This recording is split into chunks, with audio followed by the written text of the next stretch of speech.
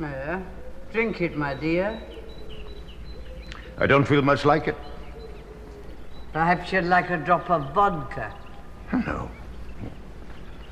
I don't drink vodka every day.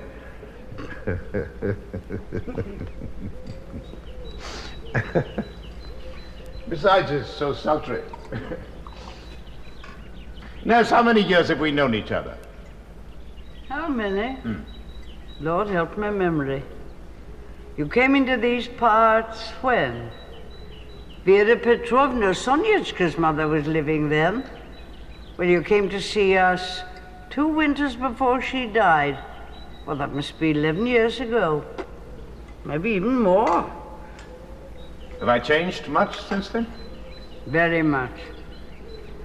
You were young and handsome in those days. Now you've grown older. And you're not so good looking. There's another thing, too. You take a drop of vodka now. Yes. In 10 years, I've become a different man. And what's the reason for it? I'm overworked, nurse. From morning till night, I'm always on my legs. Never a moment of rest. And at night, one lies under the bedclothes in continual terror of being dragged out to a patient. In all these years that you've known me, I've not had one free day. I may well look old. Life itself is tedious, stupid, dirty. This life swallows one up completely. None but odd people about one. An odd lot, all of them. And after one has lived amongst them for 2 or 3 years, by degrees, one turns odd too without noticing it. It's inevitable. What a huge moustache I've grown. Yeah, stupid moustache. I've turned into a queer fish now. Well, I've not grown stupid yet, thank God. My brains are in the right place, but my feelings are somehow blunted. There's nothing I want, nothing I care about. No one I'm fond of. Except you, perhaps. I'm fond of you. Had a nurse like you when I was a child. Perhaps you'd like something to eat. No.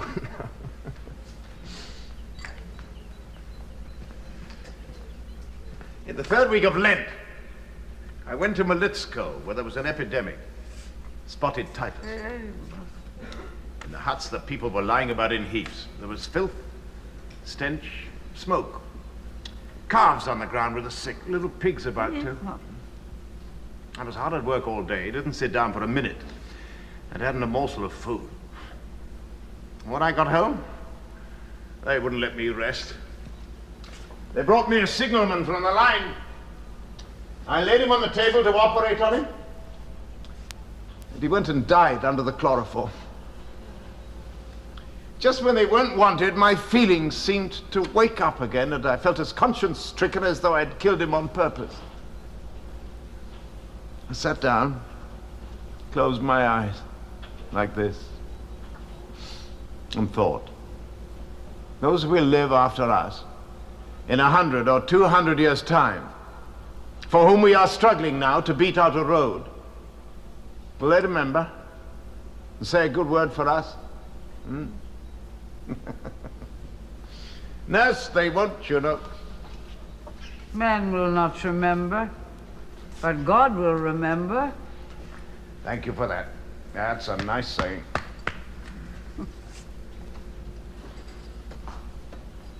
Yes.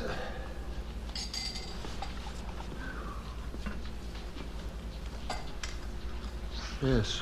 Had a good sleep? Yes, very. Ever since the professor and his wife have been here, our life has been turned topsy-turvy. I sleep at the wrong times. At lunch and dinner, I eat the wrong sort of food. I drink wine. Well, it's not good for me. Oh, in the old days, I never had a free moment. Sonia and I both used to work in grand style, but now Sonia works alone and I sleep and eat and drink. It's bad. Such goings on. The professor gets up at 12 o'clock, and the samovar's boiling all the morning waiting for him. Before they came, we always had dinner about 1 o'clock like other people. Now they're here, we have it between 6 and 7. The professor spends his night reading and writing. And all at once at 2 o'clock in the morning, he rings his bell. Goodness me, what is it? Tea. People have to be waking out of their sleep to get in the samovar. That's goings on. Will they be here much longer? 100 years. The professor has made up his mind to settle here. Well, look now, the samovar's been on the table this 2 hours, and they've gone for a walk. No, they're coming. They're coming. Don't fuss. Lovely, lovely, exquisite views. Quite remarkable, Your Excellency. We'll go to the plantation tomorrow, Father, shall we? What? Well, look, tea is ready. Oh, my friends, be so kind as to send my tea into the study for me. I have something more I must do today. I know you'll like the plantation, Father. It's hot, it's stifling. And our great man of learning has on his overcoat and galoshes, with an umbrella and gloves, too. Takes care of himself, anyway. How lovely she is, huh? How lovely. I've never seen a more beautiful woman. Whether I drive through the fields, Marina, or walk in a shady garden, or look at this table, I feel unutterably joyful. The weather is enchanting, the birds are singing, and we are all living in peace and concord. What more could one wish for? Oh, I'm truly grateful to you. Her eyes. An exquisite woman.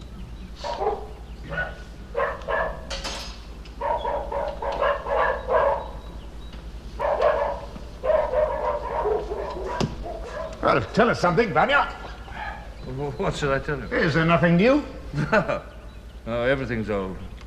No, I'm just as I always was, perhaps worse, because now I've grown lazy.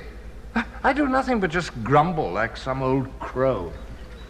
And my old magpie, Maman, is still babbling about the rights of women. With one foot in the grave, she's still rummaging in her learned books for the dawn of a new life. But the professor. The professor, as before, sits in his study from morning till dead of night, writing.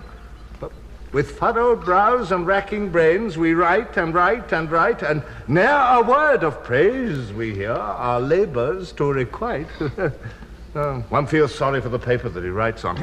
No, he'd do better to write his autobiography. What a superb subject. A retired professor, you know, an old dry as dust, a learned fish. Gout, rheumatism, migraine, and envy and jealousy have affected his liver. The old fish is living on his first wife's estate. Living here, against his will, because he can't afford to live in the town. He's forever complaining about his misfortunes. As a matter of fact, he's extremely fortunate. Well, just think how fortunate. The son of a humble sacristan, he has risen to university distinctions, the chair of a professor. He's known as Your Excellency, the son-in-law of a senator, and so on and so on. All that doesn't matter. Oh, but just listen to this. This man has been writing and lecturing about art for 25 years, and he knows absolutely nothing about art. So, for 25 years he's been chewing over other men's ideas about realism, naturalism, and all sorts of nonsense. So for 25 years he's been writing and lecturing about things that intelligent people know already, and the stupid ones aren't interested in anyway. So for 25 years he's simply been wasting his time. But with all that, what conceit, what pretentiousness. He's retired, and not a living soul knows anything about him. He's absolutely unknown. So, for 25 years, all he's done is to keep a better man out of a job. Oh, just look at him. I mean, he struts around like a turkey cock. I believe you're envious. Yes, I am. And the success he has had with women. Oh, Don Juan isn't in it. No, his first wife, my sister. She's a lovely, gentle creature, as pure as this blue sky, noble, generous, with more admirers than he has had pupils. Loved him as only pure angels can love, beings as pure and beautiful as themselves. My mother adores him to this very day. He still arouses in her a feeling of devout awe. His second wife, you've just seen her, young, intelligent, beautiful, musical. Married him in his old age, has sacrificed her youth, her beauty, her freedom, her radiance to him. What for? Why? Is she faithful to the professor? Yeah, well, unhappily, she is. Why unhappily? Well, because their fidelity is false from beginning to end. Oh, there's plenty of fine sentiment in it, but no logic. To deceive an old husband whom one can't endure is immoral, but to try and stifle one's youth, one's vitality, one's capacity to feel, that's not immoral. Vanya, I can't bear to hear you talk like that. Come now, really. Anyone who can betray wife or husband is a person who cannot be trusted, who might betray his country. Oh, dry up, poor fools. Excuse me, Vanya. My wife ran away from me with the man she loved the day after our wedding on the ground of my unprepossessing appearance. But I have never been false to my vows. I love her to this day and am faithful to her. I help her as far as I can. And to bring up her children by the man she loves, I gave all that I have.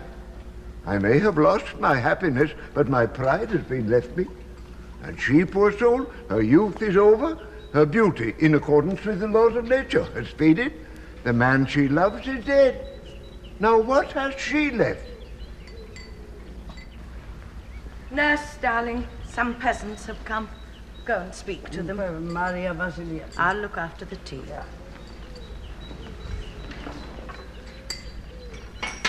I've come to see your husband. You wrote to me that he was very ill. Rheumatism and something else, but it appears he's perfectly well. Last night he was poorly, complaining of pains in his legs, but today he's all right. And I've galloped 20 miles at breakneck speed. There, it doesn't matter. It's not the first time it's happened to me. I shall stay with you till tomorrow to make up for it. Anyway, I shall get a good night's sleep. Oh, that's splendid. It's not often you stay the night with us. I expect you've not had dinner. No, I haven't. Well, you can have it with us, then. We have dinner now, between 6 and 7. Oh, this tea is cold. The temperature in the samovar has perceptibly dropped. Oh, never mind, Ivan Ivanich. We will drink it cold. I beg your pardon, I am not Ivan Ivanich, but Ilya Ilyich. Ilya Ilyich Telegin. Or as some people call me on account of my pockmarked face, Waffles. I stood godfather to Sonyeshka.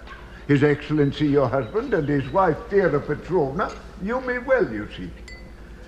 I live here now, and live on your estate. If you have been so kind as to observe it, I have dinner with you every day. Ilya Ilyich is our helper. Oh. He is our right hand. Come, godfather, let me give you another glass. Ah, What is it, Grandmama? I forgot to tell Alexandre. I'm losing my memory. I got a letter today from Kharkov, from Pavel Alexeyevich. He has sent his new pamphlet. Is it interesting? It is interesting, but it is rather queer.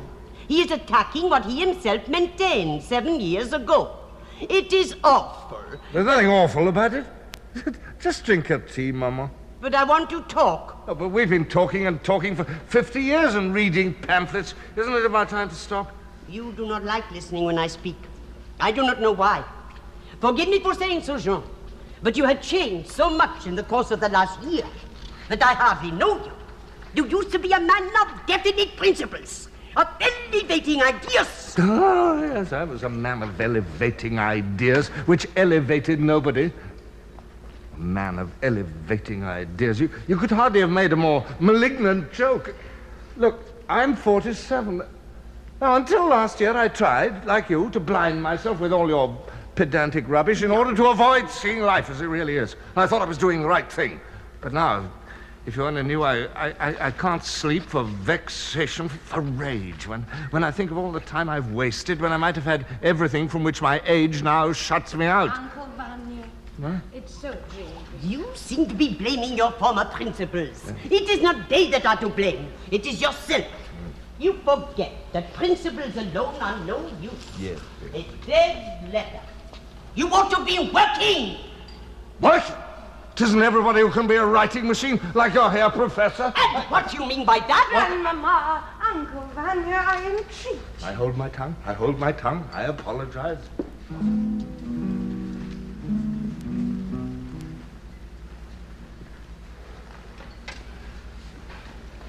What a fine day.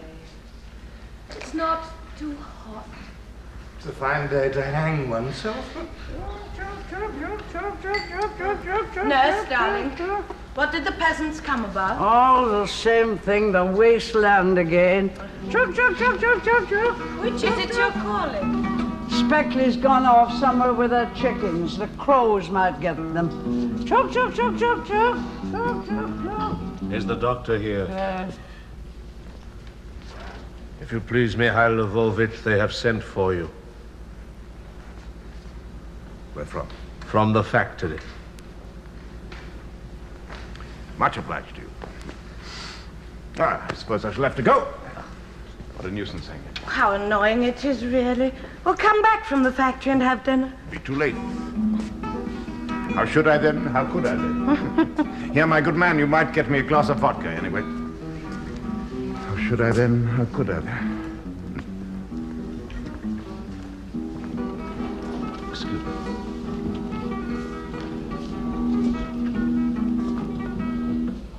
In one of Ostrovsky's plays, there is a man with a big moustache and little wit. That's like me. I have the honor to take my leave. If ever you care to look in upon me, madame, with Sonia, I shall be only too delighted. I have a little estate, only 90 acres, but there's a model garden and nursery such as you wouldn't find for hundreds of miles around, if that interests you. Next to me is the government plantation. The forester there is old and nearly always ill, so that I really do all the work. Yes, I've been told already that you're very fond of forestry. Of course, it may be of the greatest use, but doesn't it interfere with your real work? You're a doctor. Only God knows what is one's real work. And is it interesting? Oh, yes, it is interesting work. Oh, fascinating. You're still young. Well, you certainly don't look old. And I'm sure it cannot be as interesting as you say. Nothing but trees and trees. I should think it must be monotonous. Oh, no, it isn't. It's extremely interesting. Mikhail Lvovich plants fresh trees every year. And already they've given him a bronze medal and a diploma. Oh. He tries to prevent the old forests from being destroyed. And if only you'd listen to him, you'd agree with him entirely. He says that forests beautify the country, that they teach man to understand what is beautiful and develop a lofty attitude of mind. Forests temper the severity of the climate. In countries where the climate is mild, less energy is wasted on the struggle with nature, and so man is softer and milder. And in such countries, people are beautiful, supple, and sensitive. Their language is elegant. Their movements are graceful. Art and learning flourish among them. Their philosophy is not gloomy, and their attitude to women is full of refined courtesy. Bravo, bravo. Oh, that's all very charming, but not convincing. So allow me, my friend, to go on heating my stoves with logs and building my barns of wood. You can heat your stoves with peat and build your barns of brick. No, I'm not against you cutting down the wood as you need it, but why destroy whole forests? The Russian forests are going down under the axe. Millions of trees are perishing. The homes of wild animals and birds are being laid waste. The rivers are dwindling and drying up. Wonderful scenery is disappearing, never to return. And all because lazy man has not the sense to stoop down and pick up the fuel off the ground. Am I not right, madam? One must be an unreflecting savage to burn this beauty in one's stove, to destroy what we cannot create. Man is endowed with reason and creative force to increase what has been given him, but so far he has not created, but destroyed. There are fewer and fewer forests. The rivers are drying up. The wild creatures are becoming extinct, and the climate is ruined, and every day the earth is growing poorer and more hideous. You needn't look at me like that. I know what you're thinking. All I say seems to you to be utter nonsense, doesn't it? Well, perhaps I really am a crank.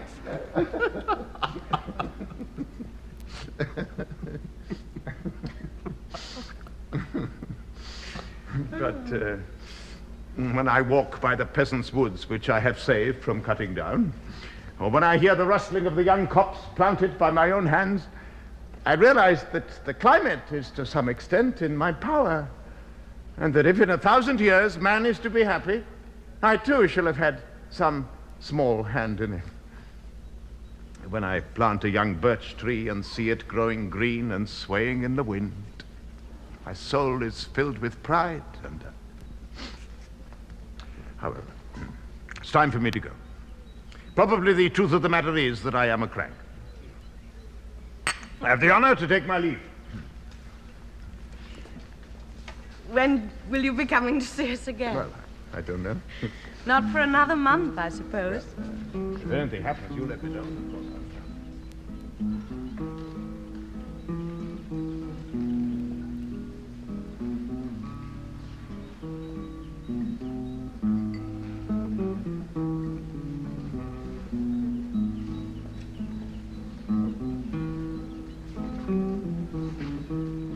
You have been behaving impossibly again, Ivan Petrovich.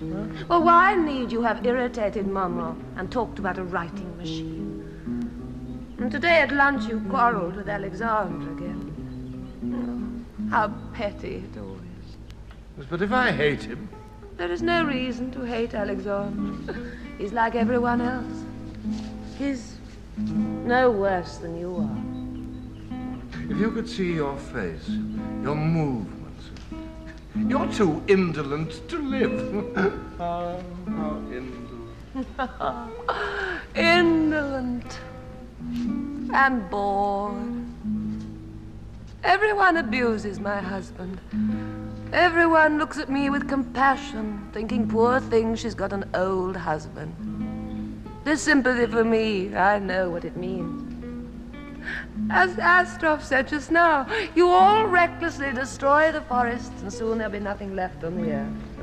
Well, in just the same way, you recklessly destroy human beings. And soon, thanks to you, there will be no fidelity, no purity, no capacity for sacrifice left on earth. Why is it you can never look with indifference at a woman unless she is yours? Because that doctor is right. There is a devil of destruction in you all. You have no feeling for the woods or the birds or for women or for one another. I simply hate all this moralizing. That doctor has a weary, sensitive face. An interesting face. Sonia is evidently attracted by him. What? She's in love with him. And I understand her feeling. He has come 3 times since I've been here, but I'm shy and I've not once had a proper talk with him or been nice to him. He thinks I'm disagreeable. Most likely that is why you and I are such friends, Ivan Petrovich. We're both such tiresome, tedious people. Tiresome. Don't look at me like that. I don't like it.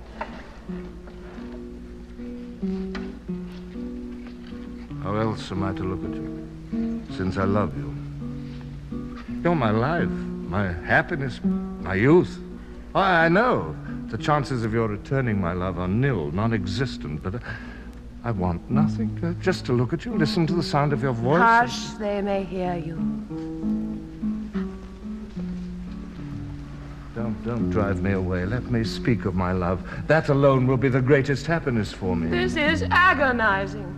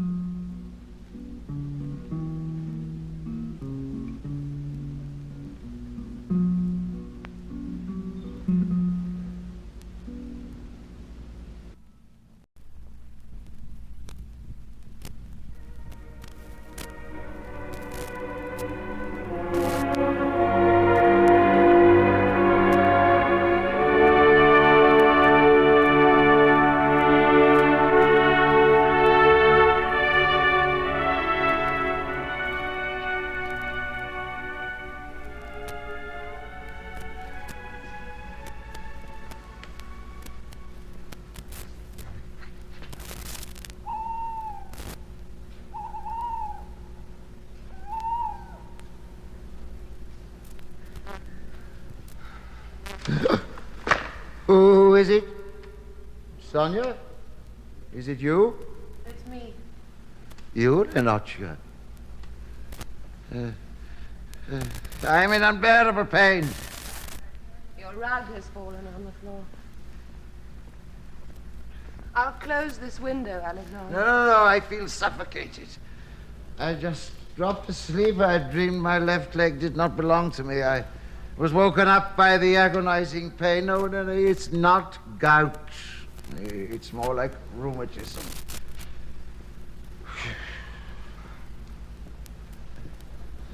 What time is it now? It's 20 minutes past 12. Look for Batyushkov in the library in the morning. I believe we have his works. What?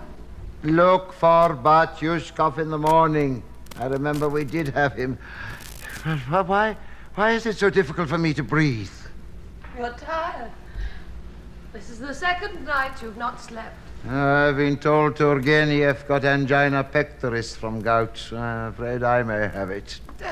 Hateful, detestable old age. Damnation take it. Since I've grown old, I've grown to hate myself. You must all hate the sight of me. You speak of your age as though we were all responsible for it. I'm most of all hateful to you.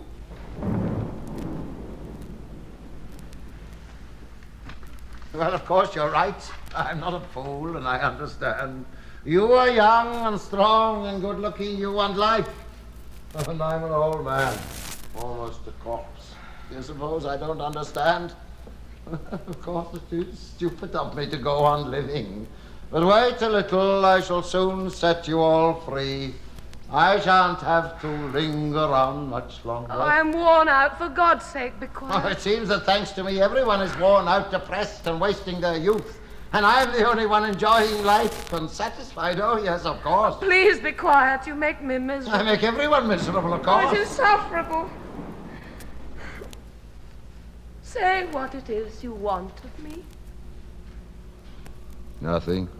Well, be quiet then, I implore you. It's a strange thing. Ivan Petrovich may speak, and that old idiot Maria Vasilievna. Oh, there's nothing against it. Everyone listens. But if I say a word, everyone begins to feel depressed. They dislike the very sound of my voice. Well, suppose I am disagreeable, egoistic, and tyrannical. Haven't I a right, even in my old age, to think of myself? Haven't I earned it?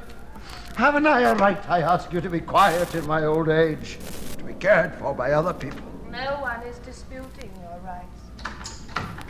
The wind has got up. I'll close this window.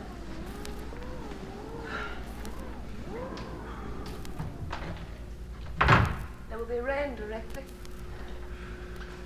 No one disputes your rights. After devoting all one's life to study, after growing used to one's lecture room, one's society of honorable colleagues, all of a sudden to find oneself here in this vault, every day to see stupid people, to hear foolish conversation. Well, I want life. I like success, I like fame, I like distinction, renown, but here, it's like being in exile. Every moment to be grieving for the past, watching the successes of others, dreading death. But I can't bear it. It's too much for me. And then they won't forgive me my age. Wait a little. Have patience. In 5 or 6 years, I shall be old, too. You told us to send for Dr. Astrov yourself. Now that he's come, you won't see him. It isn't nice. You've troubled him for nothing. Now, what good is your Astrov to me? He knows as much about medicine as I do about astronomy. Well, we can't send for all the great medical authorities here just for your gout. Well, I'm not going to talk to that crazy crank. Well, that's as you please. It doesn't matter to me.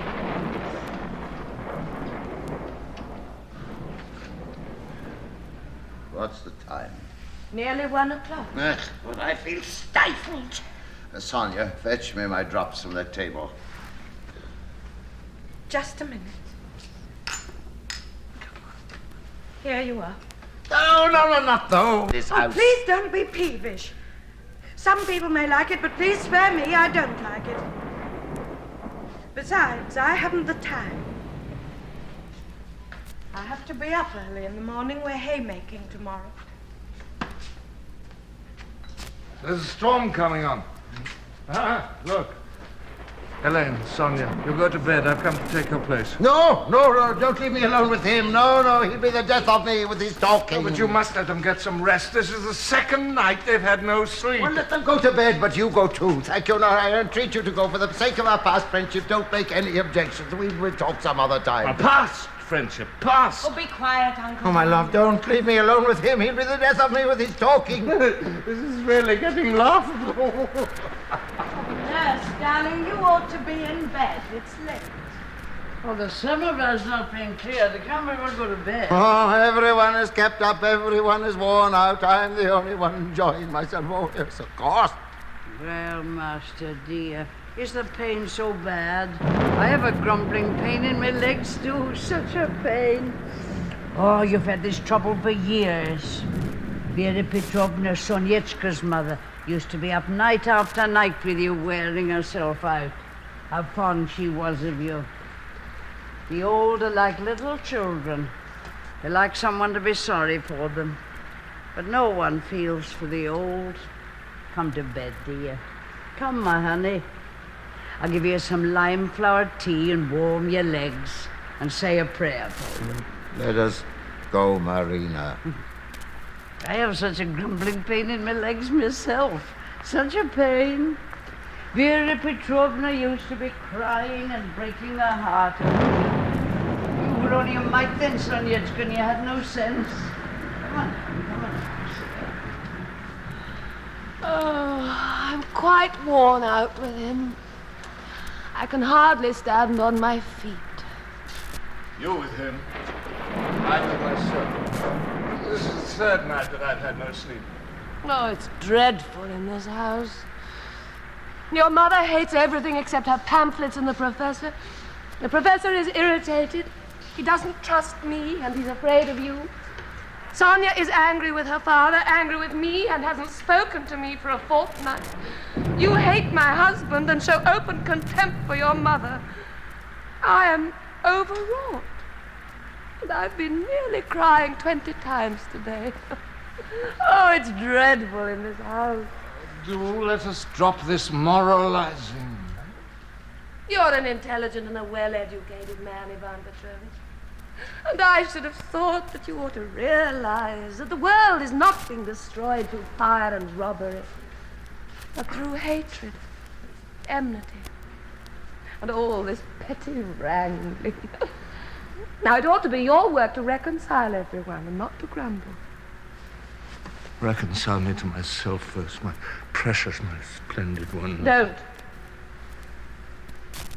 Go away.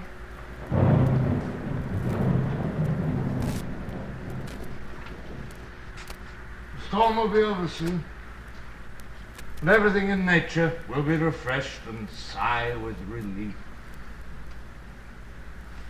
But the storm has brought no relief to me. Day and night the thought that my life has been hopelessly wasted weighs on me like a nightmare. I have no past. It's been stupidly wasted in trifles, and the present is... it's awful and it's senselessness.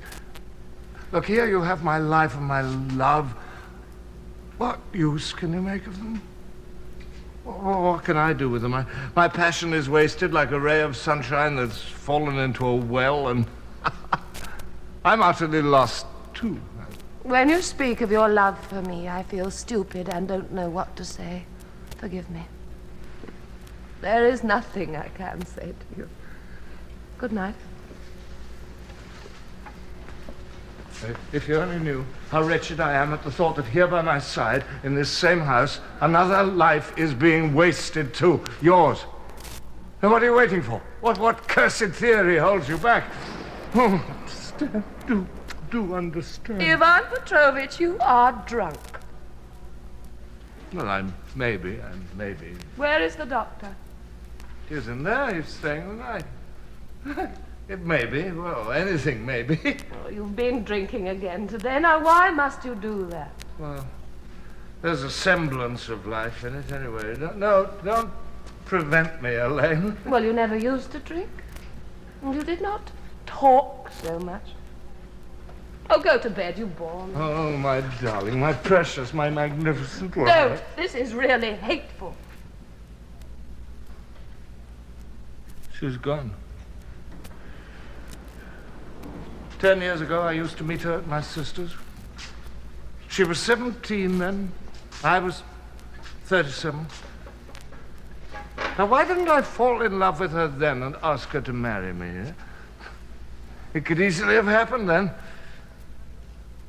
And now she would have been my wife. And now we should have been awakened by the storm, and she would have been frightened by the thunder, and I would have held her in my arms and whispered, "No, don't be frightened. I'm here." Oh, what marvelous thoughts, what happiness. It makes me laugh with delight. Oh, my God, no. My thoughts are in the tangle. Why am I old? Why doesn't she understand me? Her fine phrases, her lazy morality, her nonsensical, lazy ideas about the ruin of the world. All that's absolutely hateful to me. My God, I've been cheated. And I adored that professor, that pitiful, gouty invalid. I worked for him like an ox. Sonia and I squeezed every farthing out of the estate. We haggled over linseed oil, curds, peas, like greedy peasants. We grudged ourselves every morsel to save up halfpence and farthings and give him thousands of rubles. Well, I was proud of him and of his learning. Everything he said, everything he wrote, it seemed to me inspired by genius.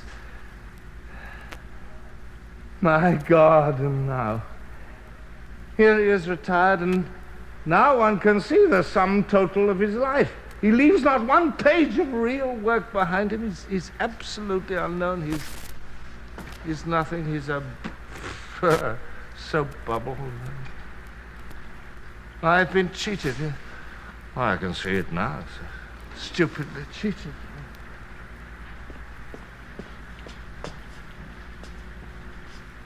Play something.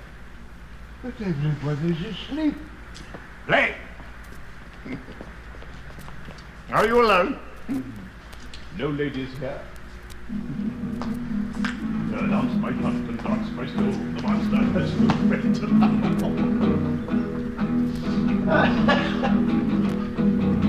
Storm won't be. Good rain. What time is it? Oh, goodness knows. I thought I heard Elena Andreevna's voice. Yeah, well, she was here a minute ago. Yeah, fine woman. Medicines. What a lot of prescriptions. From Kharkov, from Moscow, from Tula. He has bored every town with his gout. Tell me, is he really ill or shamming? No, he is ill.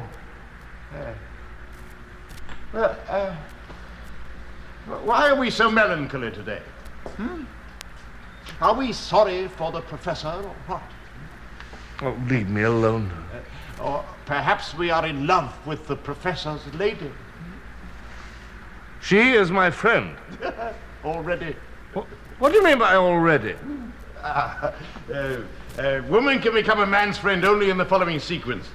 First, agreeable acquaintance, then mistress, then friend. What a vulgar theory. Oh, yes, I must admit I'm growing vulgar. You see, I'm drunk, too. As a rule, I get drunk like this once a month. And when I'm in this condition, I become coarse and insolent in the extreme. I don't stick at anything. I undertake the most difficult operations and perform them superbly. I make the most extensive plans for the future. I don't regard myself as a crank at such times. No. I believe that I am being of immense service to humanity. Immense! I have my own philosophy of life at such times, and all of you, my good friends, seem to me such insects, microbes. Waffles play! My dear soul, I should be delighted to do anything for it. But you realize that everyone is asleep. Play! We must have a drink. Come along. I fancy we have still some brandy left. And as soon as it is daylight, we'll all go over to my place, shall we? Oh, excuse me.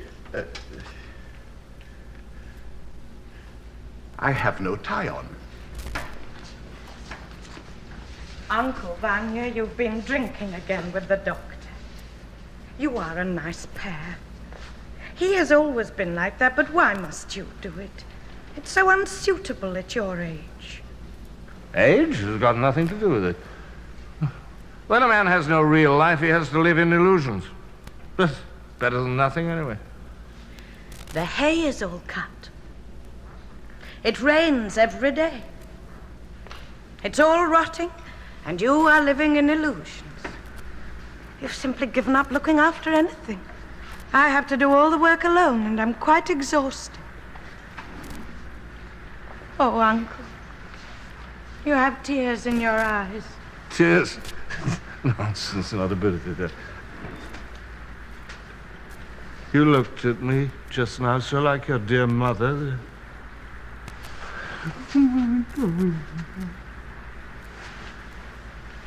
My sister. My dear sister, where is she now? If she knew, if she knew. If she knew what? Well, it's painful, it's useless. Well, afterwards, nothing. No. I'm going to bed.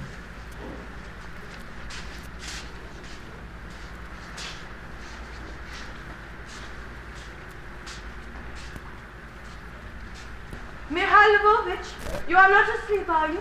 No, 1 moment, please. I'm just going.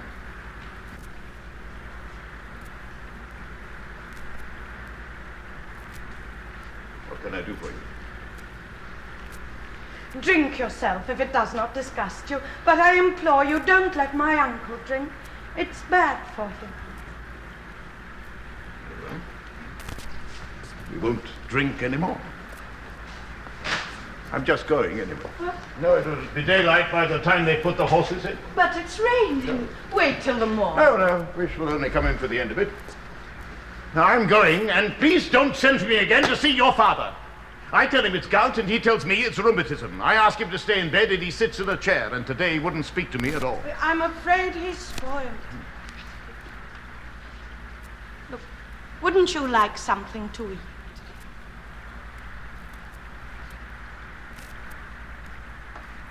Well, perhaps. I like eating at night. I believe there is something left here. They say he's been a great favorite with the ladies, and yes, women I know. have spoiled Yes, him. Look, there you are. Have some cheese. Delightful. You know, I've had nothing to eat all day, only drink. Your father has a difficult temper, hasn't he? May I? You know, there's no one about, and one may speak frankly. No, I don't believe I could live in your house for a month. No, I should be choked by the atmosphere. Your father, who was entirely absorbed in his gout and his books. Uncle Vanya with his melancholy. Your grandmother. Ooh. And your stepmother, too. What about my stepmother? Well, everything ought to be beautiful in a human being. Face, dress, soul, and ideas. Now, she is beautiful. There's no denying that. But, you know, she does nothing all day long but eat, sleep, walk about, fascinate us all by her beauty. Nothing more. She has no duties. Other people work for her. That's true, isn't it? And an idle life cannot be pure. Perhaps I'm being too severe. I'm dissatisfied with life like your Uncle Vanya, and we're both growing peevish. You are dissatisfied with life? Oh, I love life as such. But our life, our everyday provincial life in Russia, I can't endure. I despise it with every fiber of my being. And as for my own personal life, there's absolutely nothing nice about that, I can assure you. Now, you know, when you walk through a forest on a dark night and a light gleams in the distance, you don't notice the darkness, nor your weariness, nor the sharp twigs that lash you in the face. Now, I work, as you know, harder than anyone in the district. Now, fate is continually lashing at me. At times, I'm unbearably miserable. And I have no light in the distance.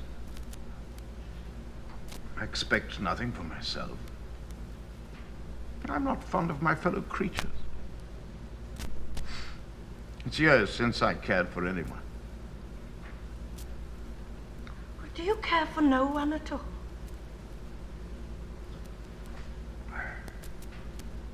No one. I have a certain affection for your old nurse for the sake of old times. But the peasants are too much alike, undeveloped, living in dirt. It's difficult to get on with the educated people. They're all wearisome.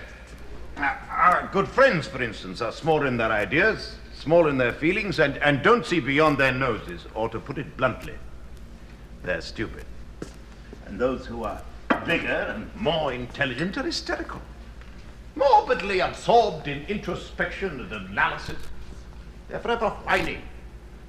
They're insanely given to hatred and slander. They'll steal up to a man sideways, look at him askance and decide, he is a neurotic, or he's posing.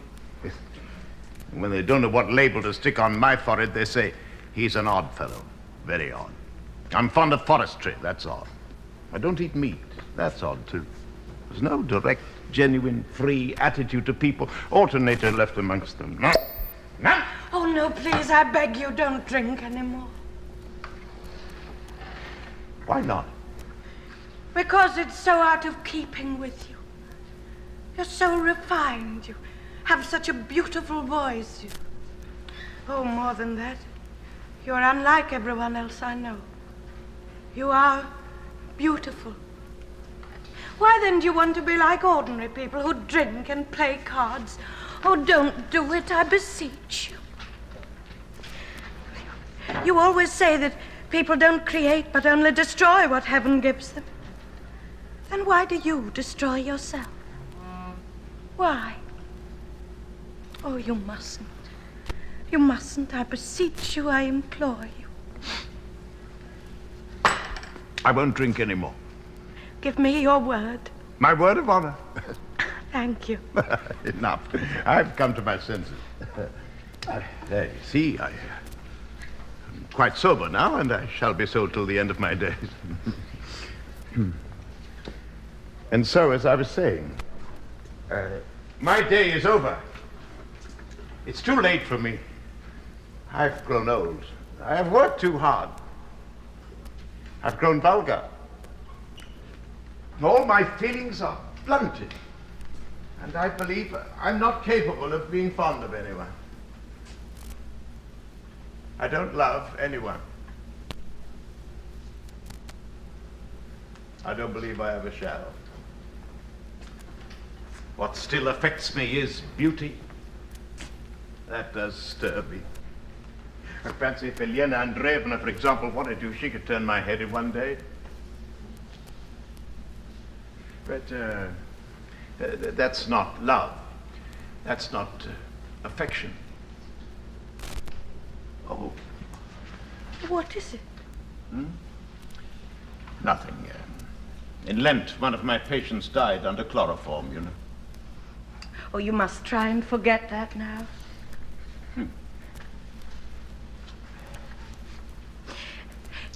me, Mihailovich. If I had a friend or a younger sister, and if you found out that well, suppose she loved you, how would you take that?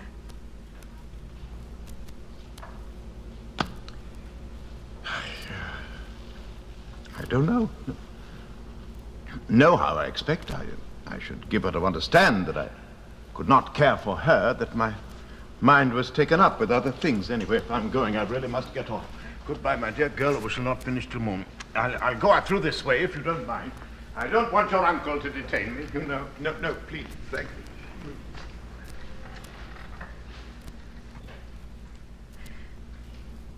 He said nothing to me.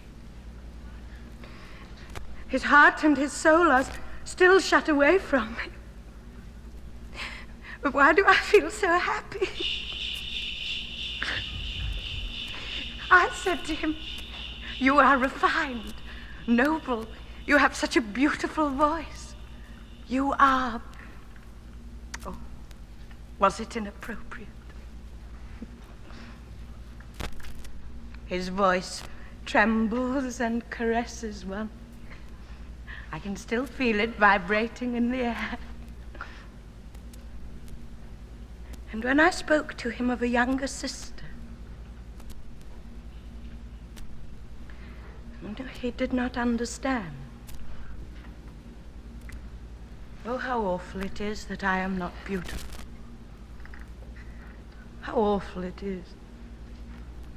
And I know I'm not. I know it. Last Sunday, as people were coming out of church, I heard them talking about me. And one woman said, she's a sweet and generous nature. What a pity she's so plain. Plain.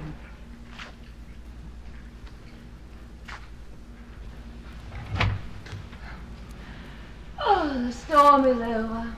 Oh, what delicious air. Where is the doctor? He's gone. Sophie, What is it?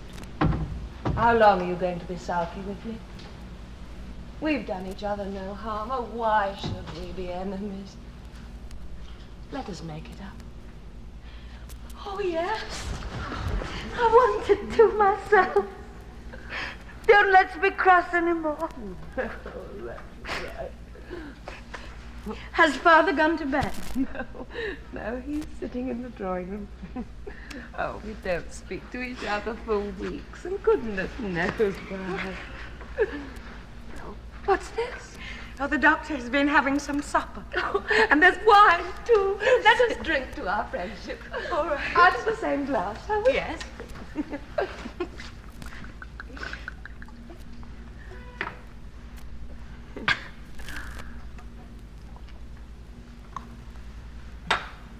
So now we're friends. Friends. Oh, I have been wanting to make it up for ever so long. Only somehow I felt ashamed. Why are you crying? Oh, it's nothing. I'm sorry. Come now. There. Oh, I'm a quick creature. I'm crying. You're angry with me because you think I married your father for the wrong reasons. Oh, no, if it will make you believe me, I will swear it. I married him for love. I was attracted by him as a learned, celebrated man. It wasn't real love. It was all made up, but I fancied at the time it was real. It's not my fault. And ever since our marriage, you have been punishing me with those clever, suspicious eyes. Oh, no more. Please, let us forget. Yes, but you mustn't look like that. It doesn't suit you. You must believe in everyone. There's no living if you don't. Tell me honestly, as a friend, are you happy? No. I knew that. One more question. tell me frankly, wouldn't you have liked your husband to be young?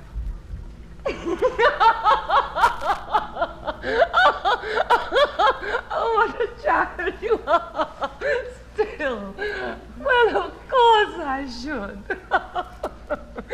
Oh, well, ask some more questions. Ask away. Do you like the doctor? Yes. Yes, very much. Oh dear, do I look silly? He's gone away, but I can still hear his voice and his footsteps. And when I look at the dark window, I can see his face. Oh, do let me tell you. Oh, I can't speak so loud, but I feel ashamed. Come with me into my room. We can talk there. Come. Oh, you do think I'm silly. I know you do. Oh, tell me something about it. Oh, what do you want me to tell you? Well, he's so clever. He understands everything. He can do anything. He doctors people and plants forests, too. Oh, my dear, it's not a question of forest or medicine. No, you must understand. He has a spark of genius, and you know what that means. Boldness, freedom of mind, width of outlook. He plants a tree, and already he is seeing what will follow from it in 1,000 years. He already has visions of the happiness of humanity. Oh, such people are rare. One must love them. Oh, he drinks. Sometimes he's a little coarse, but what does that matter? A talented man cannot keep spotless in Russia. Well, only think what sort of a life that doctor has. Impassable mud on the roads, frosts, snowstorms, the immense distances, the coarse, savage peasants, poverty and disease all around him. It is hard for one who is working and struggling day after day in such surroundings to keep sober and spotless till he's 40. Oh, but I wish you happiness with all my heart. You deserve it. I'm a tiresome secondary character. In music, in my husband's house, in love. Oh, everywhere. In fact, I've always played a secondary part. As a matter of fact, if you come to think of it, Sonia, I'm very, very unhappy. There's no happiness in this world for me. None. Why do you laugh? Oh, I'm so happy. I'm so happy. Oh, I have a longing for music. I should like to play something. Oh, yes. Yes, do play something. I can't sleep. Play something. Oh, your father's not asleep. Music irritates him when he's ill. I'll go and ask him. If he doesn't object, I'll play. Yes, very well. Oh, it's a long time since I've played the piano. I shall play and cry. Cry like an idiot.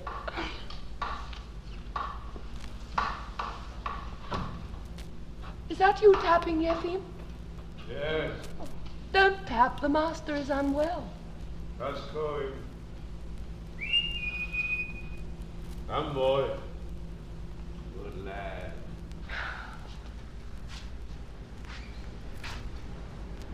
We mustn't.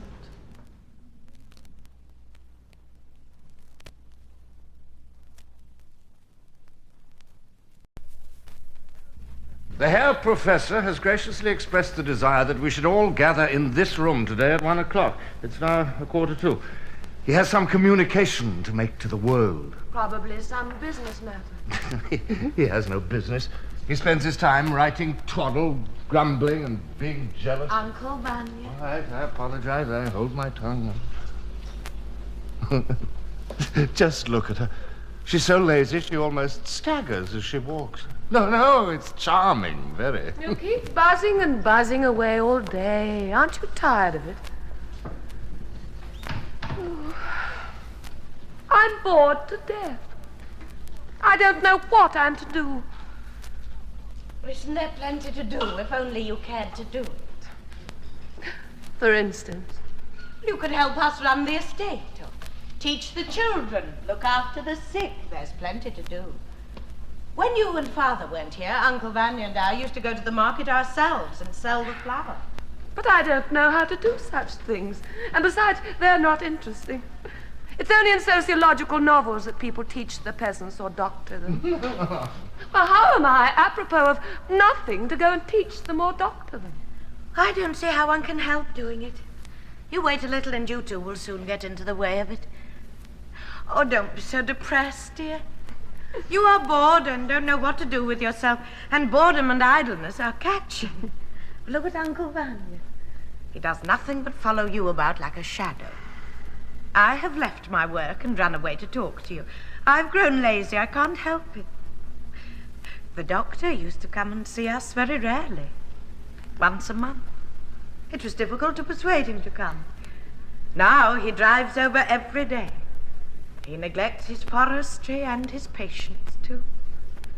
You must be a witch. Why be miserable? Oh, come, my precious, my splendid one, be sensible. You have mermaid blood in your veins. Now, be a mermaid.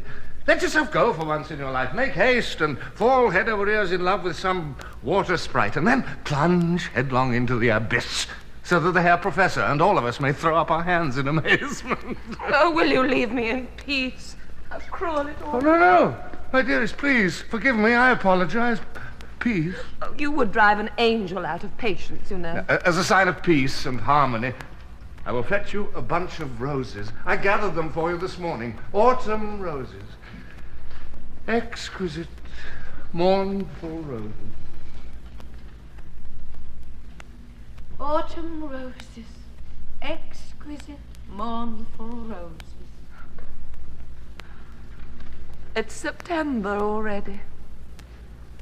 However are we to get through the winter here? Where's the doctor? He's in Uncle Vanya's room, writing something. I'm glad Uncle Vanya's gone. I want to talk to you. Oh, what about? Oh, what about? Oh, come now. There. I am not good looking. You have beautiful eyes. Oh, no. When a woman is plain, she's always told, you have beautiful hair, you have beautiful eyes. I have loved him for 6 years. I love him more than my own mother. Every moment I'm conscious of him. I feel the touch of his hand, and I watch the door. I wait, expecting him every moment to come in. And here, you see, I keep coming to you simply to talk of him. Now he's here every day. But he doesn't look at me. He doesn't see me. And that is such agony. I have no hope at all. None. None. Oh, my God, give me strength. I've been praying all night. I often go up to him, begin talking to him, look into his eyes. I have no pride left, no strength to control myself. I couldn't keep it back yesterday, and I told Uncle Vanya that I love him. All the servants know I love him. Everybody knows. And he? No. He doesn't notice me. Oh, he's a strange man. Do you know what? Let me speak to him. I'll do it carefully. Just hint at it. Oh, yes, really. How much longer are you to remain in uncertainty? Let me. It won't be difficult to find out whether he loves you or not.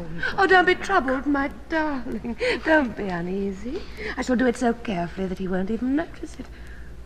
All we want to do is to find out yes or no. If it's no, he'd better not come here. exactly. It's easier to bear when one doesn't see the man. Now we won't put things off. We'll question him straight away. He was meaning to show me some charts. Go and tell him that I want to see him. You will tell me the whole truth. Oh, yes, of course. It seems to me that the truth, however dreadful it is not so dreadful as uncertainty. Oh, rely on me, dear. Yes, very well. I'll tell him you want to see his charts. Oh, no. Uncertainty is better. One has hope, at least. What do you say? Oh, nothing. Oh, nothing. Nothing is worse than knowing someone else's secret and not being able to help. He's not in love with her, that's evident, but why should he not marry her? She's not good looking, but she'd make a capital wife for a country doctor at his age. She's so kind and sensible and pure-hearted. Oh, no. No, not that. I understand the poor child. In the midst of desperate boredom, with nothing but grey shadows wandering about instead of human beings, with only dull commonplaces to listen to, among people who can do nothing but eat and drink and sleep. He sometimes appears on the scene, unlike the rest, handsome, interesting, fascinating, like a bright moon rising in the darkness.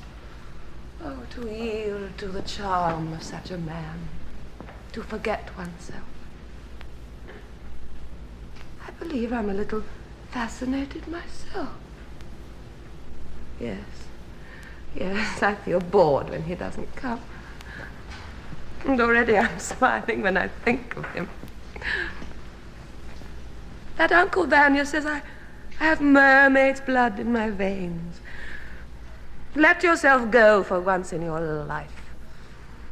Well, maybe that's what I ought to do.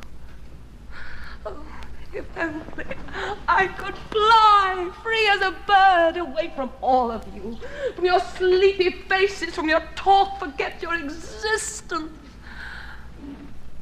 But I'm cowardly and diffident. My conscience troubles me. He comes here every day, and I know why he comes. And already I have a guilty feeling. Oh, I'm ready to throw myself on my knees before Sonia, to beg her pardon and to cry. Good afternoon. You wanted to see my handiwork? You promised yesterday to show me. Can you spare the time? Well, of course. Where were you born? In Petersburg. Ah. Where did you study? At the School of Music. I don't suppose this will be interesting to you. Why not? It's true that I don't know the country, but I have read a great deal. I have my own table here in this house, in Vanya's room. But I'm so exhausted that I feel completely stupefied. I throw up everything, fly here, and amuse myself with this for an hour or two. Vanya and Sonia click their counting beads, and I sit near them at my table and daub away. And I feel snug and comfortable. And the cricket chirrs, of course. But I don't allow myself that indulgence too often, only once a month. Now, this is a picture of our district as it was 50 years ago. The dark and the light green stands for forest. Half of the whole area was covered with forest. Where there is a network of red over the green, elks and wild goats were common. I show both the flora and the fauna here. On this lake, there were swans, geese, and ducks. And the old people tell us there was a power of birds of all sorts. No end of them. They flew in clouds. Besides the villages and hamlets, you see scattered here and there all sorts of old settlements, little farms, monasteries of old believers, water mills. Horned cattle and horses were numerous. That's shown by the blue color, for instance. The blue color lies thick on this neighborhood. Here there were regular droves of horses, and every homestead had 3 on an average. Let us turn to the second part. This is how it was 25 years ago. Already, you see, only a third of the area is under forest. There are no wild goats left, but there are elks. Both the blue and the green are paler, and so on and so on. Now let us turn to the third part. A map of the district as it is at present. It is green here and there, but only in patches. All the elks have vanished, and so have the swans and the capercailzies too. Of the old settlements and farms and monasteries and water mills, there is not a trace. In fact, it's a picture of gradual and unmistakable degeneration, which will apparently, in another 10 or 15 years, be complete. You will tell me that it is the influence of civilization. The old life must naturally give way to the new. Yes, I understand that. If there were high roads and railways on the site of these ruined forests, if there were works and factories and schools, the peasants would be better off, healthier, more intelligent. But you see, there is nothing of the sort. We have still the same swamps and mosquitoes, still the same lack of roads and poverty, typhus and diphtheria, and fires in the district. We have here a degeneration that is the result of too severe a struggle for existence. This is due to inertia, to ignorance, to the complete lack of understanding. When a man, cold, hungry, and sick, simply to save what is left of life, to keep his children alive, instinctively, unconsciously clutches at anything to satisfy his hunger, warm himself, destroys everything heedless of the morrow. Almost everything has been destroyed already, but nothing has as yet been created to take its place. Yes, I see from your face that it doesn't interest you. Oh, it's just that I understand so little about all this. Well, there's nothing to understand in it. It simply doesn't interest you. To speak frankly, I'm thinking of something else. Oh, forgive me. I want to put you through a little examination, and I'm troubled and don't know how to begin. An examination? Yes, but not a very formidable one. Let us sit down. It concerns a certain young lady. Let us talk like honest people, like friends, without beating about the bush. Let us talk and forget all about it afterwards, yes? Yes. It concerns my stepdaughter, Sonia. You like her, don't you? Oh, yes, I like her very much.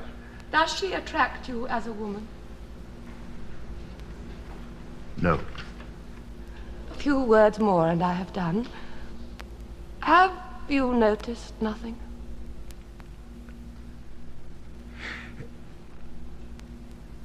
Nothing. You do not love her. I see it from your eyes. She's unhappy. Understand that and don't come here anymore. Oh. My day is over. What time have I for such things? Besides, I have too much to do. What an unpleasant conversation. I'm trembling as though I'd been carrying a ton of weight. Oh, thank God that's over. Let us forget it. Let it be as though we had not spoken at all and go away. Well, you're an intelligent man. You'll understand. Oh, I feel hot all over. If you had spoken a month or two ago, I might perhaps have considered it. But now... And if she's unhappy, then of course. There's only one thing I can't understand. What made you ask me? You're a sly one, huh? What does that mean? Sly. Suppose Sonia is unhappy, and I'm quite ready to admit it. Why need you go into it? No, please, don't try to look astonished. You know perfectly well what brings me here every day. Why, and on whose account I am here, you know perfectly well. You charming bird of prey, don't look at me like that. I'm an old sparrow. A bird of prey? I don't understand. Yes. A beautiful, fluffy weasel. You must have a victim. Here have I been doing nothing for a whole month. I've thrown up everything. I seek you greedily, and you're awfully pleased with it, awfully. Well, I'm conquered. You knew that before your examination. I submit. Come and devour me. Oh, but you're mad. You diffident. But I'm not as bad and as mean as you think. I'm going away to bed. I won't come here again, but... Where shall we see each other? someone may come in. Tell me, where? Come, quickly, tell me where. How wonderful. How magnificent you are. One kiss. If I could only kiss your fragrant hair. I assure you. Why, assure me, there's no need. No need of unnecessary words. Oh, how beautiful you are. What hand? Oh, no, that's No, enough. speak. You're Where shall we forgetting. meet tomorrow? You see, it's inevitable. We must meet. Please, No. let me go. Oh, no. Come to the plantation tomorrow. 2 o'clock. Yes? You'll come?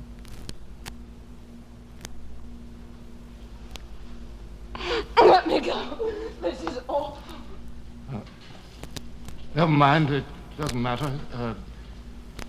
Oh, no. Never mind. The weather is not so bad today, Onyid Ivan Petrovich. In the morning it was overcast, as though we were going to have rain. Now it's sunny. To tell the truth, the autumn has turned out magnificently. And the winter corn is quite promising. The only thing is, the days are getting shorter. You will try. You will do your utmost that my husband and I should leave here today. Do you hear me this very day? What? Oh, yes, of course. I saw it all, Elaine, all. Do you hear me? I must get away from here today. I don't feel quite the thing myself, Your Excellency. I've been poorly the last 2 days. My head is rather queer. Now, where are the others? No, I don't like this house. It's a perfect labyrinth. 26 huge rooms. People wander in different directions. There's no finding anyone. Ask Maria Vasilyevna and Ilyena Andreevna to come here. I am here. Sit down, friends, I beg. What did he say? Oh, presently. Oh, no, tell me, please. You're trembling. Oh, I understand.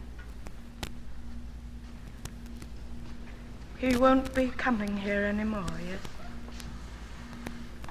Oh, tell me, yes? One can put up with illness after all, but what I can't endure is the whole manner of living in the country. I feel as though I'd been cast off the earth into some other planet. My friends, I beg you to sit down. Sonia. It's Sonia. No, she does not hear. You sit down too, nurse. I beg you, my friends, hang your ears on the nail of attention, as the saying is. Perhaps I'm not wanted. May I go? Oh, no. It is who we need most. What do you require of me? Require of you? Now, why are you cross? Or if I've been to blame in any way, pray excuse me. Oh, no, let's be silly. Let's come to business. What is it you want? Here is Mama. I will begin, friends. I have invited you gentlemen to announce that the Inspector General is coming. But let us lay aside jesting. It is a serious matter. I have called you together, my friends, to ask for your advice and help, and knowing your invariable kindness, I hope to receive it. Now, I am a studious, bookish man, and have never had anything to do with practical life. I cannot dispense with the assistance of those who understand it, and I beg you, Ivan Petrovich, and you, Ilya Ilyich, and you, Mama. The point is, that mana omnes, una nox. That is, that we are all mortal. I am old and ill, so I think it is high time to settle my worldly affairs so far as they concern my family. My life is over. Oh, I am not thinking of myself. But I have a young wife and an unmarried daughter. It is impossible for me to go on living in the country. We are not made for country life. But to live in town on the income we derive from this estate is equally impossible. If we sell the forest, for instance, that's an exceptional measure which we cannot repeat every year. We must take some steps that would guarantee us a permanent and a more or less definite income. I have thought of such a measure and have the honor of submitting it to your consideration. Now, omitting details, I will put it before you in rough outline. Our estate yields, on an average, not more than 2% of its capital value. I propose to sell it. If we invest the money in some suitable securities, we should get from 4 to 5%. And I think we might even have a few thousand rubles to spare for buying a small villa in Finland. Just a minute. Surely my ears are deceiving me. Repeat what you have said. To put the money in some suitable investment, and with the remainder, purchase a villa in Finland. That's it. You'll sell the estate. Well, superb. That's a grand idea. And what do you propose to do with me and your old mama and Sonia here? Oh, we settle all that in due time. One can't think of everything at once. No, wait a minute. It's obvious that up to now I haven't had a grain of common sense. Up to now I always thought that the estate belongs to Sonia. My father bought this estate as a dowry for my sister. Well, up till now I've been simple. I didn't interpret the law like a Turk, but I always imagined that my sister's estate passed to my sister's daughter. Well, certainly the estate belongs to Sonia. Who disputes it? Well, without Sonia's consent, I shall not venture to sell it. Besides, I am proposing to do it for Sonia's benefit. It's inconceivable. It's inconceivable. I mean, I mind all you. Do not contradict Alexandre. Believe me, he knows better than we do what is for the best. Well, give me some more. Oh, go on, say what you like, say what you like. But I don't understand why you're so upset. I don't say my plan is ideal. If everyone thinks it unsuitable, I will not insist on it. Of course, I care deeply for learning erection. It's not simply a feeling of reverence, it's a sort of family feeling. You see, my brother, Grigory Ilyich, his wife's brother, Konstantin Trofimich Lakedemanov. Perhaps you know him? No. Well, he's a master of art. Waffles, stop. We're talking about business. Just wait a little, will you, later? Here, look! Ask Waffles. The estate was bought from his uncle. Why should I ask him? What for? The estate was bought for 95,000 rubles. My father paid only 75,000 and 20,000 remained on mortgage. Now, listen! The estate would never have been bought in the first place if I had not renounced my share of the inheritance in favor of my sister, whom I dearly loved. What's more, I worked for 10 years like a slave and paid off all the mortgage. I regret that I broached the... So the estate is free from debt and in good condition only owing to my personal efforts. And now that I'm old, I'm to be kicked out of it. I don't understand what you're aiming at. Look, I've been managing this estate for 25 years, sending you money like a most conscientious steward. And you've never once thanked me in all those years. All that time, both when I was young and now, you give me 500 rubles a year as salary, a beggarly wage, and it never even occurred to you to add 1 ruble to it. But Ivan Petrovich, how could I tell? Well, I'm not a practical man. I don't understand these things. You could have added as much to it as you chose. Why didn't I steal? Why don't you all despise me because I didn't steal? It would have been right, and I wouldn't have been a pauper now. Vanya, my dear soul, don't. I'm all of a tremble. Why spoil our good relations? You mustn't. For 25 years, I've lived within these 4 walls, buried like a mole with Mama. All our thoughts and feelings were for you alone. By day, we talked of you and of your works. When we mentioned your name, it was with reverence. We wasted our nights reading books and magazines, for which now I have the deepest contempt. I don't know. Look, to us you were a creature of a higher order. We knew all your articles by heart. But now my eyes are open. I see it all. You write about art, but you know nothing about art. You've deceived. Don't stop him. I'm going. What? No, I will not be silent. Stop! I haven't finished. You've destroyed my life. I haven't lived. Thanks to you, I've ruined and wasted the best years of my life, of my bitterest enemies. You don't know what it is you want from me. And what right have you to speak to me like this? You nonentity! If the estate is yours, take it. I don't want it. I'm getting away from this hell this very minute. I can't stand it. I had talent, I had courage, I had intelligence. If I had had a normal life, I might have been a Schopenhauer or Dostoevsky. Oh, no, I'm talking like an idiot. I'm going out of my mind. But I'm in despair. Do as Alexandre tells you. No, Mother, what am I to do? Now, yes, No! Don't say anything. I know what I must do. You shall remember me! Take that madman away! I cannot live under the same roof with him. He's always there, almost beside me. Well, let him move into the village or into the lodge, or I will move. But live in the same house with him, I cannot do. Oh, we will leave this place today. We will pack up this very minute. Insignificant creature. Father, you must be merciful. Uncle Vanya and I are so unhappy. Oh, Father, remember how when you were younger, Uncle Vanya and Grandmama sat up all night copying your books, all night. Uncle Vanya and I have worked without resting. We were afraid to spend a farthing on ourselves. We sent it all to you. We did not eat the bread of idleness. Oh, I'm saying it all wrong, Father, but you ought to understand him. Father, you must be merciful. Make it up with him, for God's sake. I beseech you, Alexander. Oh, very well, I'll talk to him. I'm not accusing him of anything. I'm not angry with him. But you must admit his behavior is strange. Oh, no. Never mind, child. The Gandals will cackle a bit and leave off. They will cackle and leave off. Well, you're trembling as though you were frozen there, little orphan. God is merciful. A cup of lime flower water, a raspberry tea, and it will pass. Don't grieve, little orphan. Ah, what a to-do they make the Gandal's plague take them. Oh, bother Rishan take them. Hold him, he's out of his mind. Please, let me go. Where is he? Ah, there he is. I missed again! Oh, damnation, take it.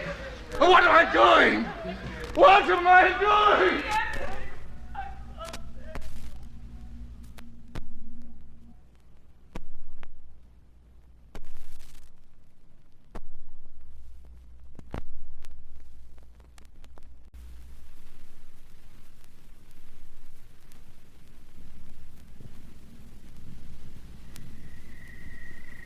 You must make haste, Marina. They'll soon be calling us to say goodbye. They've already ordered the horses. No, there's not much left. They're going to Kharkov. They will live there. Much better so. They've had a fright.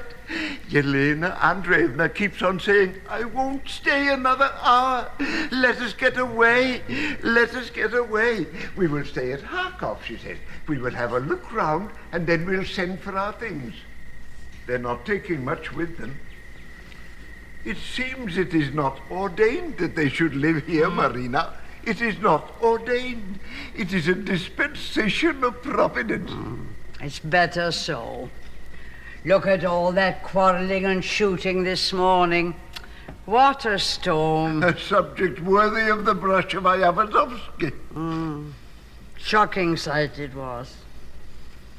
We shall live again in the old way now as we used to. We shall have breakfast at 8 and dinner at 1 and sit down to supper in the evening. Everything as it should be, like other people, like Christians. Oh, it's a long while since I've tasted noodles, sinner that I am. Yes, it's a long time since they've given us noodles at dinner. A very long time.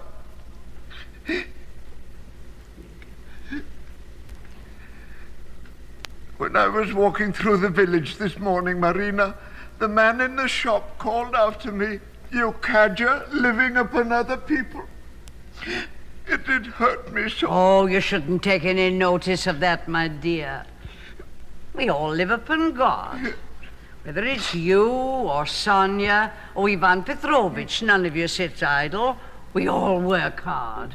All of us. Where's Sonia? In the garden. She's still going round with the doctor looking for Ivan Petrovich. They're afraid he may lay hands upon himself. And where's his pistol? He hid it in the cellar. What goings on? Oh, go away. Leave me alone if only for an hour. I won't endure being watched. Certainly, Vanya. The gander says, what?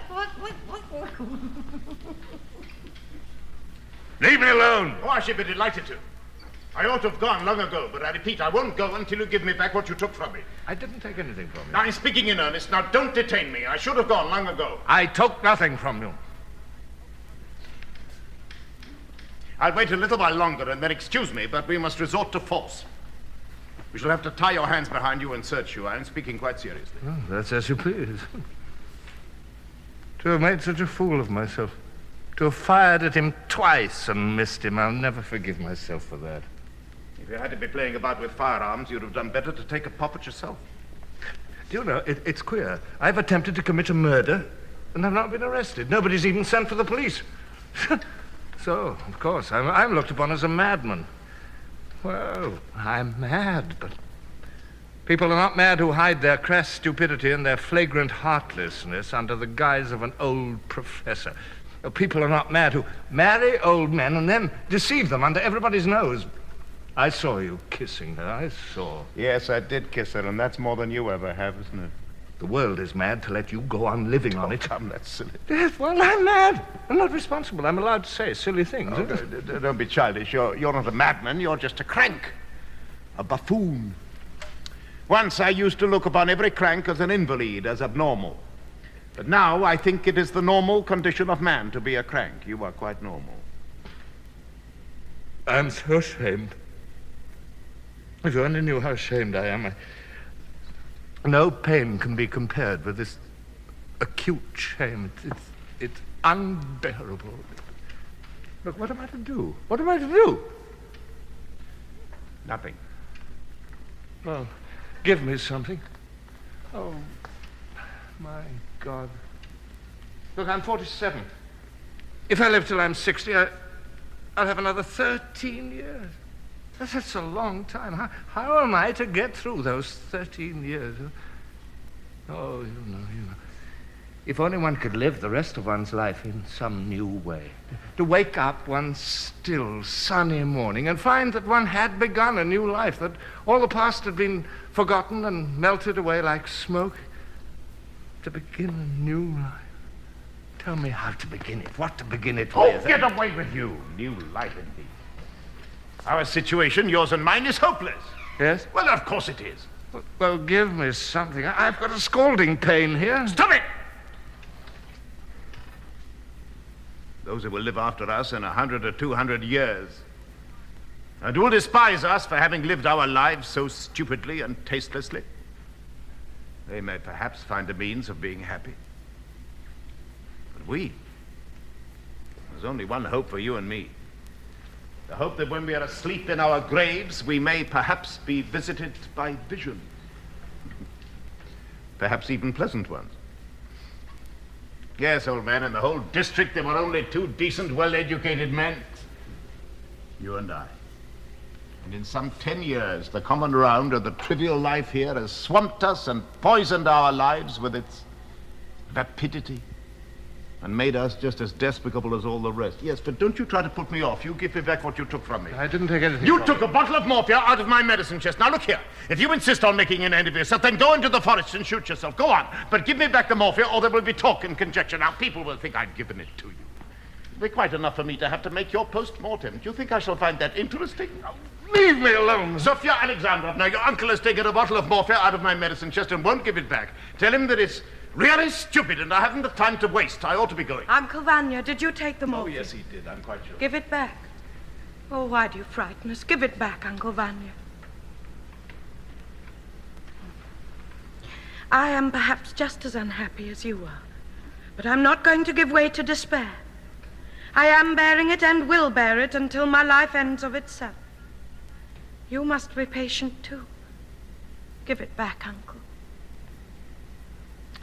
Oh, dear good Uncle, darling, you are kind. You will have pity on us and give it back. Oh, be patient, Uncle. Be patient. There you are. Take it. I must make haste and do something. Make haste and work, or else I can't. Yes, we will.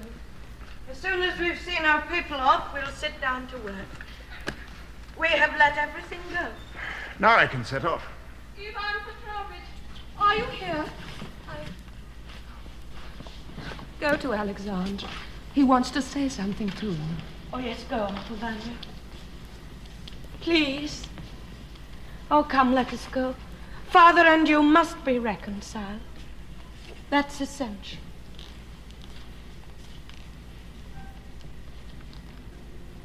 I'm going away. Goodbye. Already? The carriage is waiting. Goodbye. You promised me today that you would go away. I remember. I'm just going. You have taken fright? Is it so terrible? Yes. You better stay after all. What do you say? Tomorrow in the plantation. No, it's settled. And I can look at you so fearlessly just because it is settled. I have only one favor to ask of you. Think better of me. Oh, I should like you to have a respect for me. Oh, do stay. I ask you to. Do recognize you've nothing to do in this world. You have no object in life. You've nothing to occupy your mind. And that sooner or later you will give way to feeling. Now it is inevitable. And it had better not be in Kharkov or somewhere in Kursk, but here in the lap of nature. It's poetical anyway. Even the autumn is beautiful. We have the forest plantation here. Half-ruined homesteads in the Turgenev style. How absurd you are. I am angry with you, and yet I shall think of you with pleasure. You're an interesting, original man. We shall never meet again, so why conceal it? I was a little bit in love with you. Come. Let us shake hands and part friends. But don't remember evil against me. Yes, you better go. You seem to be a good, warm-hearted creature. Yet there's something strange about the whole aura of you. You came here with your husband and all of us who were at work here, toiling away and creating something. Had to fling aside our work and attend to nothing all the summer but your husband's gout and you. Well, the two of you have infected all of us with your idleness. I was attracted by you and have done nothing for a month. Meanwhile, people have been ill, and peasants have pastured their cattle in my young woods of half-grown trees. And so you see, wherever you and your husband go, you bring destruction everywhere. I'm joking, of course. Yet it is strange. And I'm quite sure that if you'd stayed here, the devastation would have been immense. I should have been done for. You wouldn't have fared too well either. Well, go away. Finita la commedia.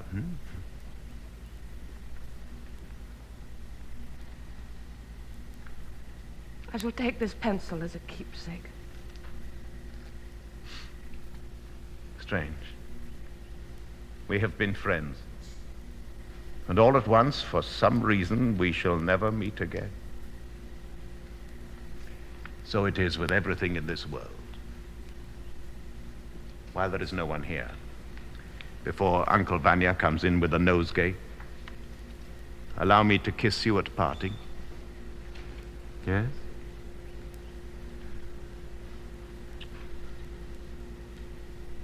That's right. I wish you all happiness. Well, so be it, for once in my life. I must go. I must go. Yes, you'd better go. Since the carriage is here, you'd better set off. There's someone coming, I believe. Bygones be bygones. After what has happened, I've been through and endured so much these last few hours. I believe I could write a whole treatise on the art of living for the benefit of posterity. I gladly accept your apologies and apologize myself. Goodbye. You shall receive regularly the same sum as hitherto. Everything shall be as before. Mama. Alexandre, have your photograph taken again and send it to me. You know how dear you are to me. Goodbye, Your Excellency. Don't forget us. Goodbye, everyone. Sonia. Goodbye, Father. Oh, thanks for your pleasant company. I respect your way of thinking, your enthusiasms, your impulses. But permit an old man to add one observation to his farewell message. You must work, my friends, you must work. I wish you all things good. Goodbye. Forgive me. We shall never meet again. Goodbye, dear Ivan Petrovich. Waffles, you might tell them, by the way, to bring my horses round too, will you? Certainly, my dear soul.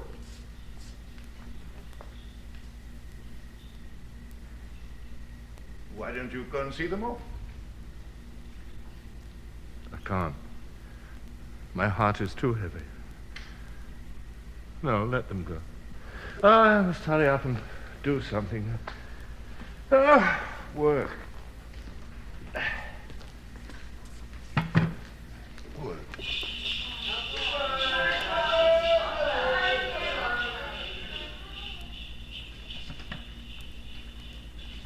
They're gone. The professor's glad I'll be found. Nothing will tempt him back. Oh, they've gone.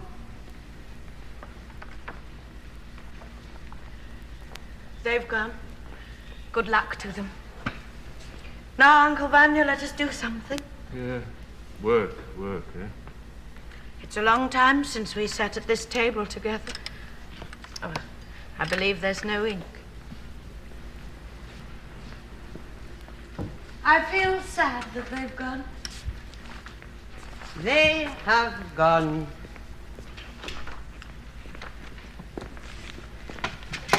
Now, first of all, Uncle Vanya, let us do the accounts. We've neglected it all dreadfully. Someone sent for his account again today. If you will look after those, I'll see to these. Delivered to Mr. I'm ready for bye-bye.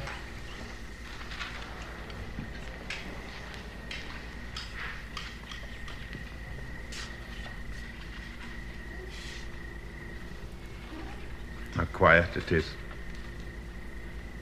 The pens scratch, and the cricket chirrs. It's warm and snug. I don't want to go.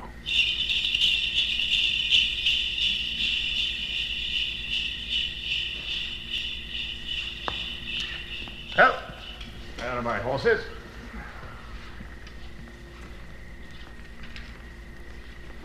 There's nothing left for me but to say goodbye to you, my friends. To say goodbye to my table. And be off. But why are you in such a hurry? You might as well stay. I can't. Account delivered 2 rubles, 79 kopecks. Mikhail Lvovich, the horses are ready. Yes, I heard them. Here, take these, will you? Mind you don't crush the portfolio. Yes, sir.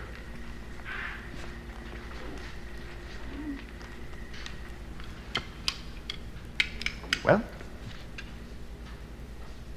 When shall we see you again? Not before next summer, I expect. Hardly in the winter. Of course, if anything happens, you'll let me know and I'll come. Thank you for your hospitality, for your kindness, for everything, in fact. Goodbye, old woman. You're not going without tea. I don't want any. Perhaps you'd like a drop of vodka. I hear. Perhaps.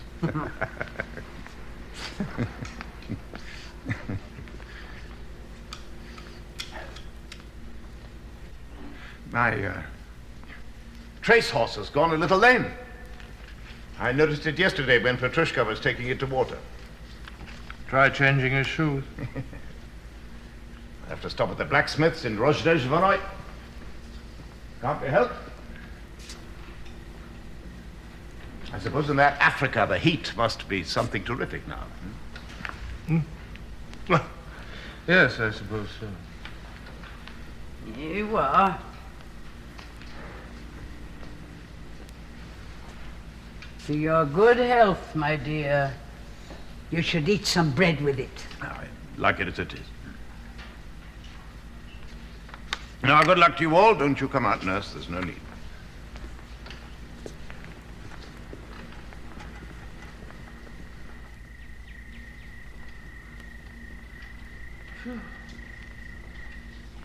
February the 2nd, Lenten oil, 20 pounds. February the 16th, Lenten oil, 20 pounds. Ah, buckwheat. Oh, he's gone.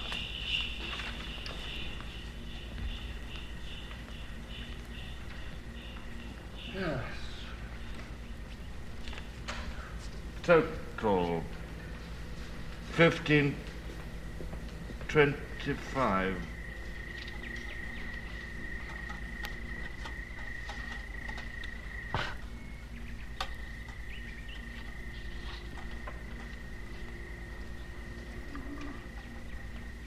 He's gone. Total 15.20. Have mercy on us.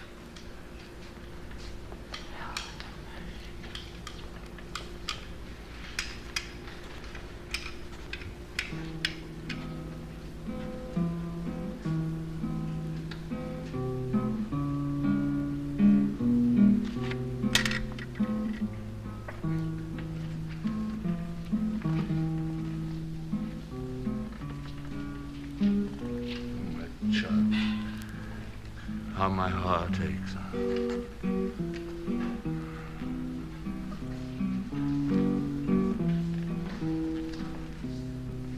If you only knew how my heart aches.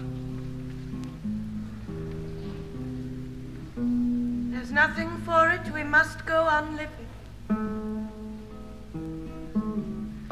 We shall go on living, Uncle Vanya. We shall live through a long, long chain of days and weary evenings. We shall patiently bear the trials which fate sends us. We shall work for others both now and when we are old, and we shall have no rest. And when our time comes, we shall die without a murmur.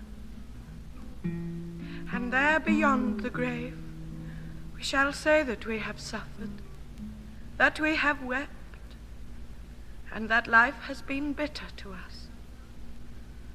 And God will have pity on us. And you and I, Uncle, dear Uncle, shall see a life that is bright and lovely and beautiful. We shall rejoice and look back on these troubles of ours with tenderness, with a smile, and we shall rest. I have faith, Uncle. I have fervent, passionate faith. We shall rest. We shall hear the angels. We shall see all heaven lit with radiance. We shall see all earthly evil, all our suffering, drowned in mercy which will fill the whole world. And our life will be peaceful, gentle, and sweet as a caress. I have faith, Uncle. I have faith. Oh, poor Uncle Vanya. You're crying. You have had no joy in your life. But wait, Uncle. Wait. We shall rest. We shall rest. We shall rest.